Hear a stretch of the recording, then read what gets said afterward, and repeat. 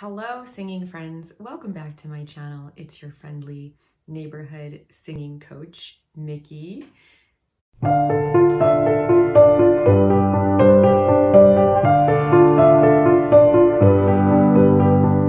Today, I'm going to be doing a reaction request for my friend and viewer, Loris Hassani, and he asked me to react to a live version of the collaboration between Sisters of Mercy and Ofra Haza, Temple of Love, performed on Top of the Pops in 1992.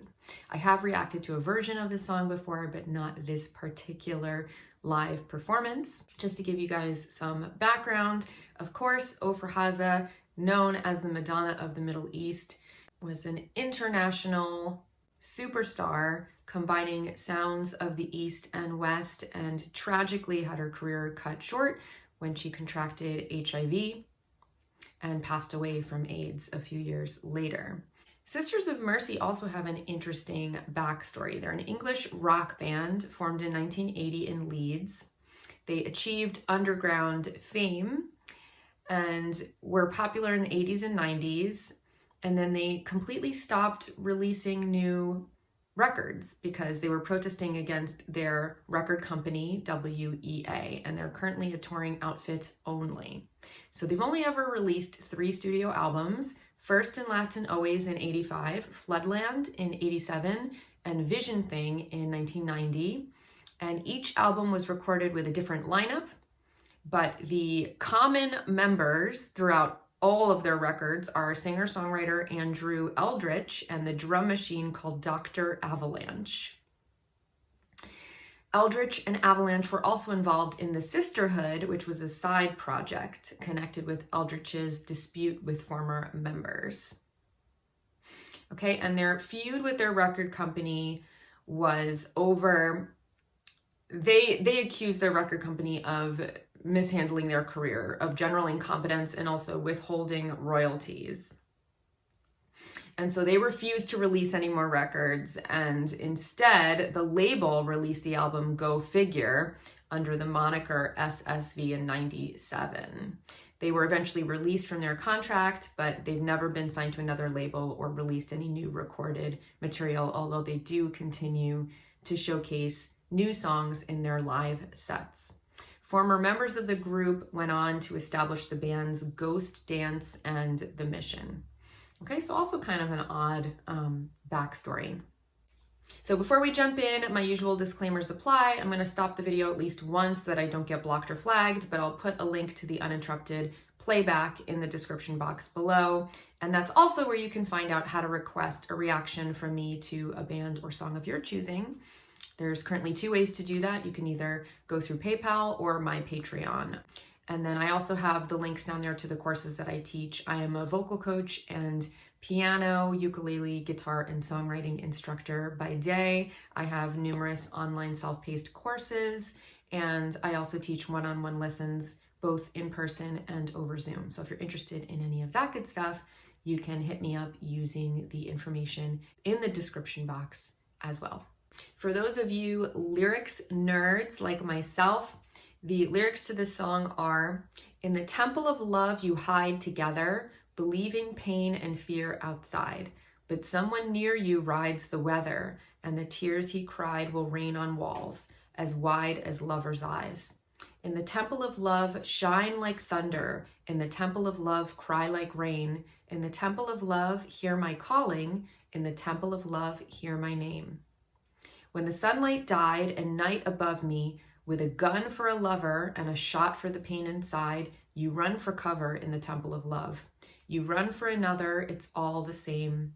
For the wind will blow and throw your walls aside, with the fire from the fireworks up above.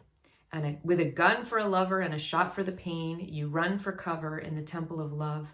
Shine like thunder, cry like rain, and the temple of love grows old and strong, but the wind blows stronger, cold and long. And the temple of love will fall before us. Black wind calls my name to you no more.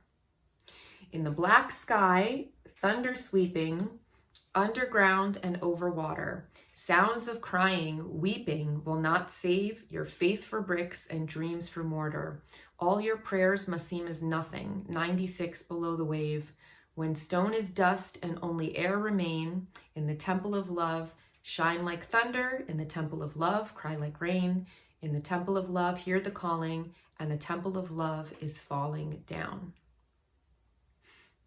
All right, and then it basically repeats. There's another new section that says, and the devil in black dress watches over, my guardian angel walks away. Life is short and love is always over in the morning. Black wind, come carry me far away. All right, then it repeats the chorus. All right, and it ends with, and the temple of love is falling down. So I think you could take this literally as a song about how difficult love is, and that in the end, it's always transient and fleeting and fades, and no matter how hard you work to preserve it, the temple of love will fall down and the winds and the rain will breach it, and you'll be overcome by the difficulties. But I also think it could be a metaphor for a lot of other things, you know, and particularly there are kind of religious symbols in here with the guardian angel and the devil in a black dress. It could be about, you know, the relationship to the divine as well, or even overcoming obstacles in your life, you know, and how difficult that is, and how time eventually defeats us all, you know. So these are the kind of lyrics that I personally really like. I think they're poetic and they're open-ended, and you can really interpret them in whatever way suits you personally. All right, so without further ado, let's jump in and check out this live performance by Sisters of Mercy featuring Ofra Haza with their song Temple of Love on Top of the Pops in 1992.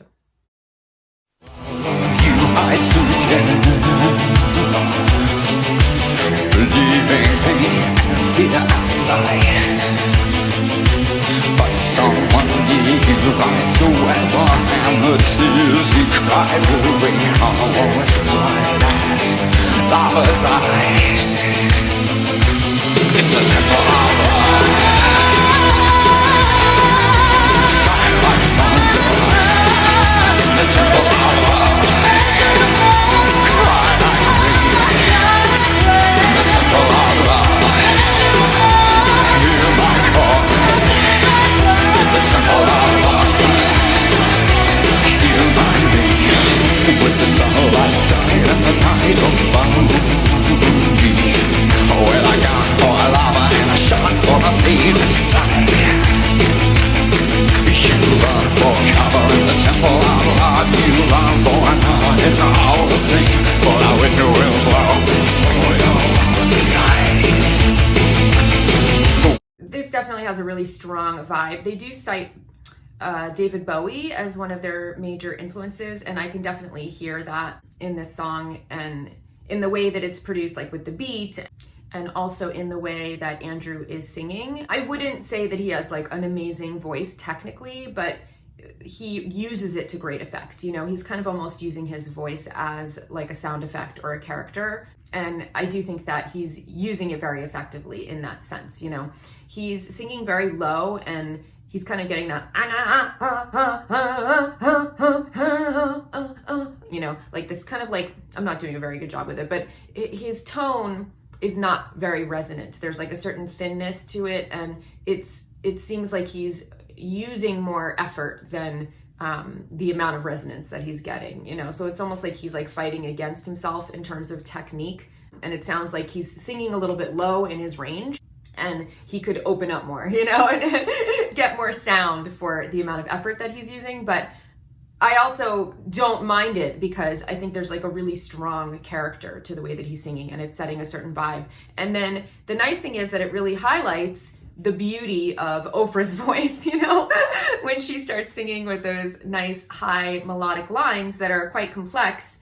You really hear the difference between the way that Andrew's using his voice and the way that she's using her voice. And I think the two really complement each other beautifully. Let's listen to that high line that she does and try to break it down a little bit in particular, because it is quite complex. With the fire from the fireworks up above, with a gun for a lover and a shot for the beat, you run for cover in the temple of love. Shine like thunder, cry like rain in the temple of love. Who's the wind strong, but the wind grows stronger.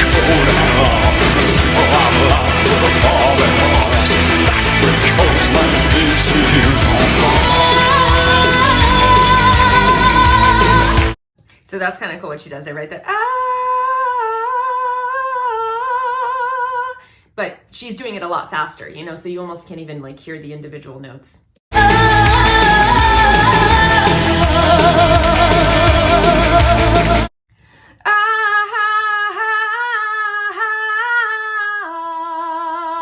So she's doing a lot of like repeated figures and gestures with her voice, and there's a lot of notes in there. You know, it's very ornamented melody line, and it's quite difficult to do that, especially quickly, you know, and have such good control and hit all those pitches accurately. The other thing that I noticed about the way that Andrew is singing is he's kind of singing very monotonally, you know, like he's almost talking on the same note, and that gives it like almost like his voice is almost occupying the space of another like keyboard or rhythmic element rather than like a lead singer. He's almost like talking and really just like narrating the story, because the lyrics are quite beautiful and there's a lot of them, you know, so he's getting them out very rapidly and telling the story. The black sky thunder sleeping underground, and low water sounds crying.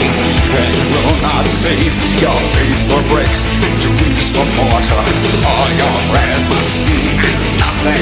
96 below the wave, when stone is just a lonely remain. In the temple of love, shine like thunder. In the temple of love, cry like rain. In the temple of love, feel my heart.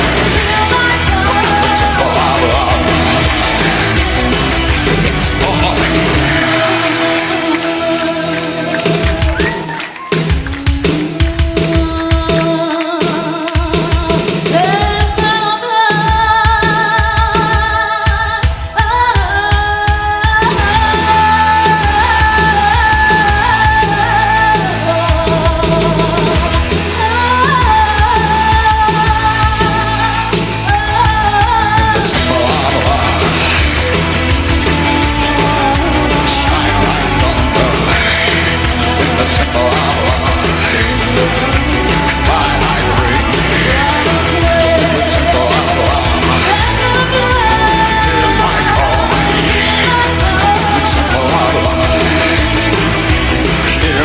Kind of. Heavy metal meets David Bowie meets the circus. Temple of Love 8.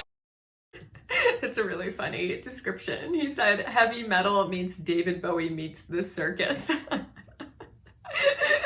kind of insulting. I don't think he meant it in an insulting way, but I can kind of see what he's saying, because there is like a certain like dramatic over the top quality to this, but I really like it. I mean, I think this is a really good example of how you don't need to have a singer's voice occupying the spotlight the entire time. Like everything, all of the elements in this production, all of the melodic elements, all of the rhythm elements, all of the keyboard elements, plus the voices, they all kind of occupy equal importance, you know, and they're creating this atmosphere, you know.